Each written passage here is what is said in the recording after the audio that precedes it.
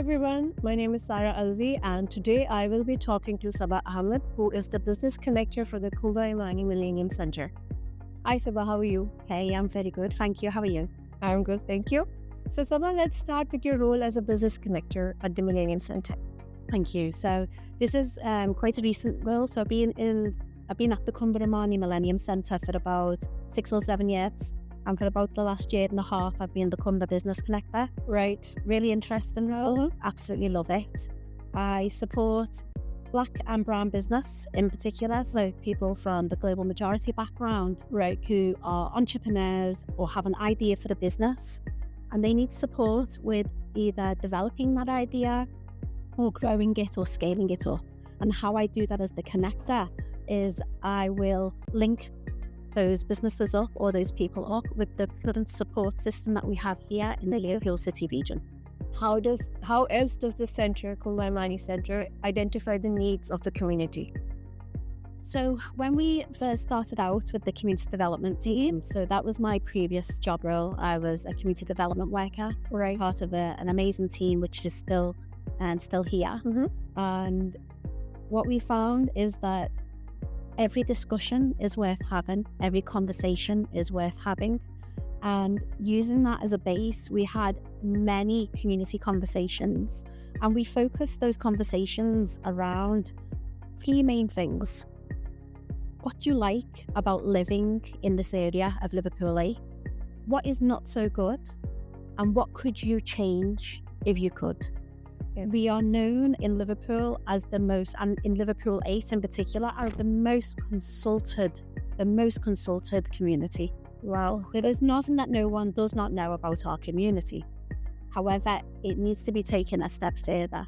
And what we found is that through our conversations is that people realised that when they wanted to change something, that they almost had to do it themselves, but that they needed to do that in a supportive network of people and with the right power players and the right connection to them to be able to do it. So Saba, what is the difference between your previous role and your current role? So I found actually that they are very, very intermingled. Okay. Very intermingled, and I'll explain why. So, and actually the best case study and point to use is Shazia and Women on Bikes. Right.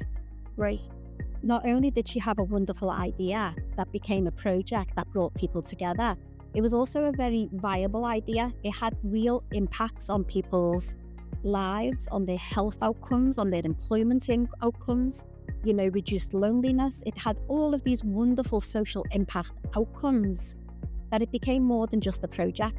And what we find is that most of the people that we speak with that have these wonderful ideas for change within their communities, their ideas actually become like a business, where it can become a business. And we have to look at that in the broader sense.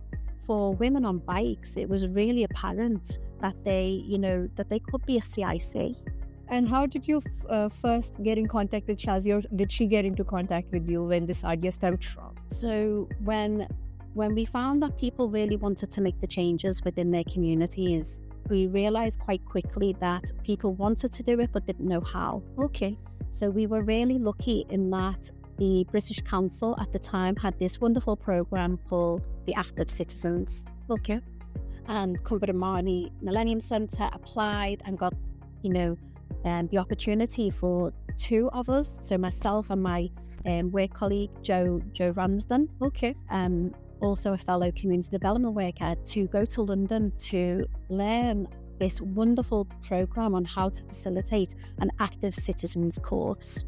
And Active Citizens is based on the concept that the world has really changed and our immediate world has changed. It's more diverse than ever, and you are more likely to meet someone who is different to you than is the same as you. Definitely. And at that moment when you meet someone who is different to you, that can either go well, or it can not go well. Okay. So what the Active Citizens program is all about was how can we make sure that we foster dialogue and unity and projects together that will allow more of those interactions to be positive ones. Okay. So Shazia attended that course with you? She did. Okay. And I remember phoning her. And she was like, not sure this is for me, Saba. I'm not sure. And I was like, come and try it.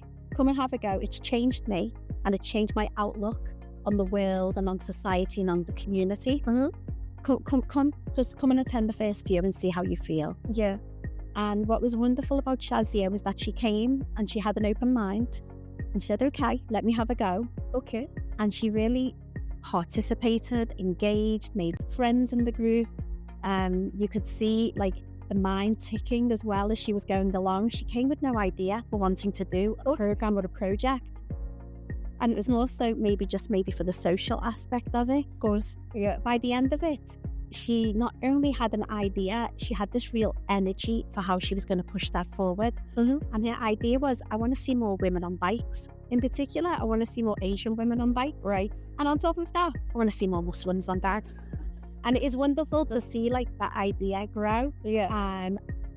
Before like the end of one session, she was already doodling like the logo and what it could look like. Right. You could really see the creative aspect of what she wanted to do and why she wanted to do it really evolve. She had a vision and she sort of worked on it. Yeah. And it became a reality. It did indeed. And I'm part of that reality too. Yes. Yeah.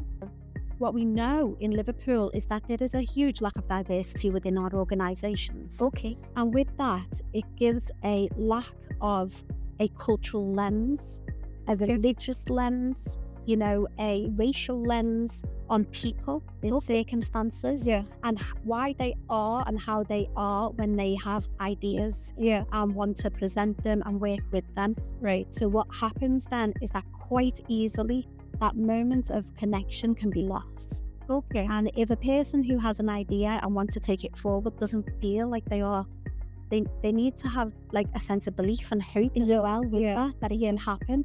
If they don't have that, quickly the idea can just go away. And obviously they lose the will to, work on that. They lose the will, they lose the passion and the fire that they have when we meet with them. Because there's obviously a reality check here as well. But when you have a cultural lens on a situation, it's very easy to work with someone and to work with them at their pace. What we would love to see is that level of understanding in every organisation and institution elsewhere, and that can only be achieved through diversity. So would you say that Women on Bikes is also working towards being a legacy and a trailblazer? What I love about Women on Bikes is that whenever I hear Shazia speak about Women on Bikes, she always remembers where that came from. Yeah. And she always mentions Kuumba. And it gives me this sense of pride that when you do work like this, it's hard.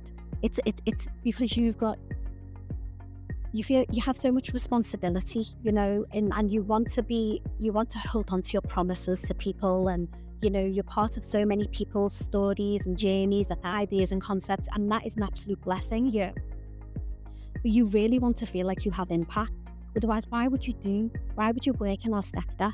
If you did not feel like that there was some impact. Definitely. And when I hear Shazia speak about Women on Bikes, and when I hear about how she felt when she first came to Kuumba and she joined the course and how that impacted her and helped her to move on through some of the difficulties and challenges that she had across the way, it really makes me feel quite proud. So what is your vision? Where do you see the centre going maybe in the next 5 years? I'd say that's definitely a question for the CEO. Right.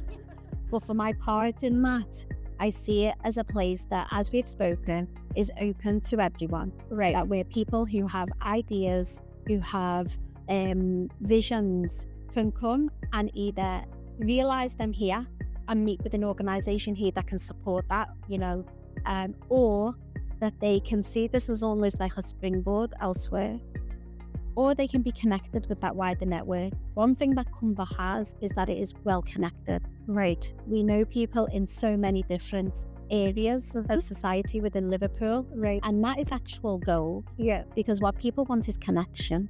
Right. And definitely fostering those connections, whether that be to support somebody with isolation issues, or just wanting to improve their quality of life, or to increase their opportunity in life.